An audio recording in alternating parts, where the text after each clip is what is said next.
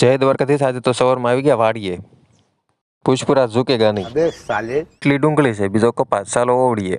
આ બાજુ બધો કપાસ જ વાવેલો છે. ઝીંડવાની સાઈઝ બહુ મોટી છે, પણ નંગ ઓછા છો. વરસાદ તો એટલો પડ્યો, કૂવામાં પાણી નથી આમ. આપણે કામ કરતા હોય ને વસ્તુ બધી વ્યવસ્થિત જ હોય હો. લે, આ બધું તો તાતરી બાકાજી બોલાવતું લાગે. આમાં બધી પાળા બંધાઈ ગયા લાગે. આપણે ગાડી મૂકી, એ રસ્તો અહીંયા આવે, અહીંથી ઓળી જાય ને અહીંથી બીજા ખેતરમાં જાય. કપા બધો હાર્યો તો એક બધું નાનો, એક બધું મોટો. પછી આવી એ ડુંગળી.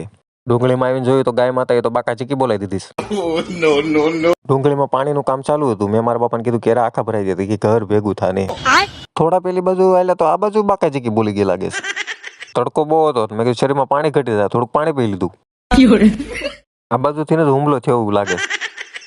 આ રોડ છે, ટસ ખેતર છે, અને વાડનું ટેન્ડર આજને આજ બારું પાડવું પડશે આપણે. પછી આપણે નીકળી ગયા વાડ બનાવવાનું ટેન્ડર પાસ કરવા માટે. મિની વ્લોગ કેવો લાગ્યો એ કોમેન્ટ કરીને જણાવજો.